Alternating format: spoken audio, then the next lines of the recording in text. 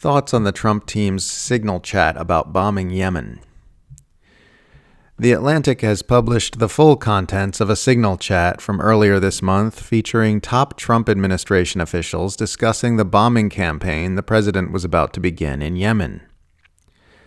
There's a whole scandal in mainstream U.S. politics right now about the Trump team's carelessness in letting the conversation become public. The story goes that Trump's national security advisor, Mike Waltz, accidentally included in the chat Atlantic editor-in-chief Jeffrey Goldberg, who then swiftly exited instead of staying and doing some actual journalism by observing what these warmongering swamp monsters were up to.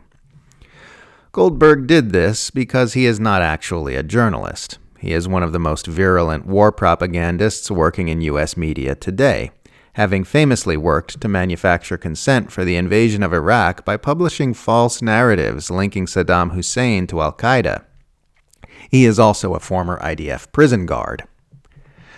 What's getting less discussion in mainstream political discourse is the depraved nature of the bombing itself, and the Trump team's exuberance about murdering civilians seen in the brief exchange of messages. Waltz describes to the group how U.S. forces waited until a target entered an apartment building and then flattened it with an airstrike, eliciting digital applause from the rest of the administration. The first target, their top missile guy, we had positive ID of him walking into his girlfriend's building, and now it's collapsed, Waltz said. Excellent, Vice President J.D. Vance responded. Great job, all, said Secretary of Defense Pete Hegseth. Kudos to all, most particularly those in theater and CENTCOM. Really great. God bless, said White House Chief of Staff Susie Wiles. Great work and effect, replied Intelligence Chief Tulsi Gabbard. Waltz and Trump's Middle East envoy Steve Witkoff are seen posting numerous celebratory emojis. Imagine how fucked up you have to be inside to react this way to the bombing of an apartment building full of civilians. How far gone you have to be as a human being. These are the kinds of freaks who rule our world. Another thing that strikes me about the signal chat is how Trump's supporters are so much more confident that Yemen needs to be bombed than Trump's own cabinet was. Anytime I criticize Trump's ongoing war on Yemen, I get his cultists in my replies going, well, obviously the Houthis need to be bombed to protect global shipping routes. What choice did Trump have? But if you scroll through the chat, you'll find mixed opinions about it. Admissions that there's no urgent need to launch any strikes right away, and nonsense about how the bombings can be used to send a message. Trumpers have their tongues so far up Trump's asshole that they're more supportive of Trump's warmongering than Trump's own appointed officials. In reality, this entire conflict could have been avoided by simply using the leverage the U.S. has over Israel to make it honor its ceasefire agreement with Hamas. The only reason Yemeni forces began attacking ships in the first place was to blockade Israel because of its genocidal atrocities in Gaza. As soon as a ceasefire was in place, those attacks stopped, and the Houthis only announced that their blockade would resume again when Israel announced a genocidal starvation siege on the entire Gaza Strip. The Trump administration told Israel to let the U.S. handle the Houthis for them, and that's exactly what happened. But the main thing that stands out for me right now is a section of the conversation where Pete Hegseth talks about what the administration's messaging should be about the airstrikes. Hegseth wrote the following in the lead-up to the strikes. I think messaging is going to be a problem no matter what. Nobody knows who the Houthis are, which is why we would need to stay focused on 1, Biden failed, and 2, Iran funded. End quote. It's always fascinated me how much empire managers focus on messaging. Their focus is never on whether or not they should do evil things.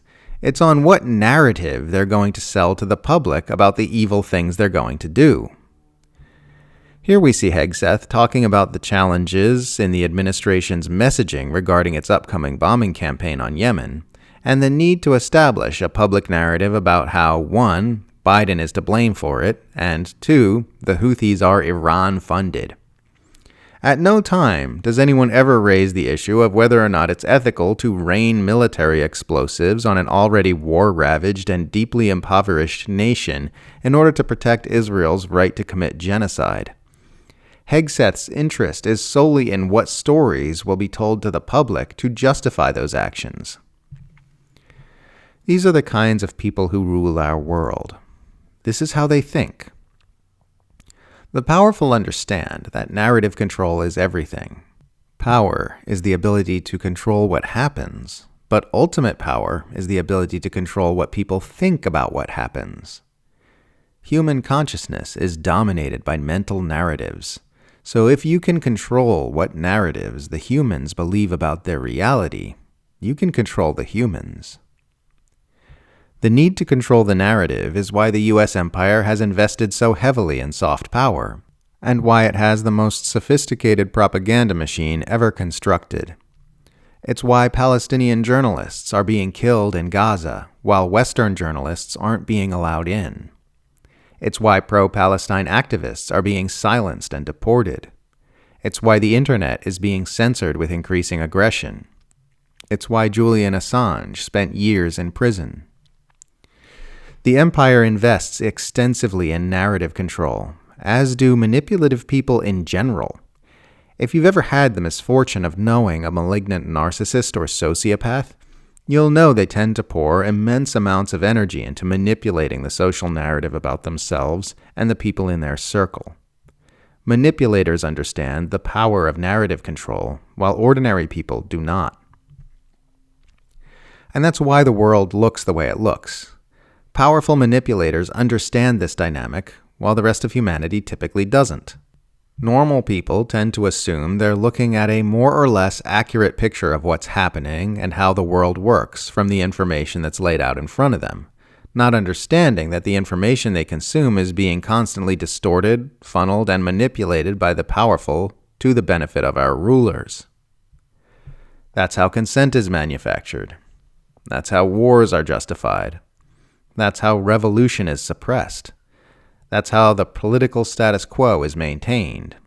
That's how the public is duped year after year into signing on to more of the same while being robbed, cheated, exploited, impoverished, censored, oppressed, brainwashed, and driven to environmental disaster. The real currency of our world is not gold, nor bureaucratic fiat, nor even war machinery.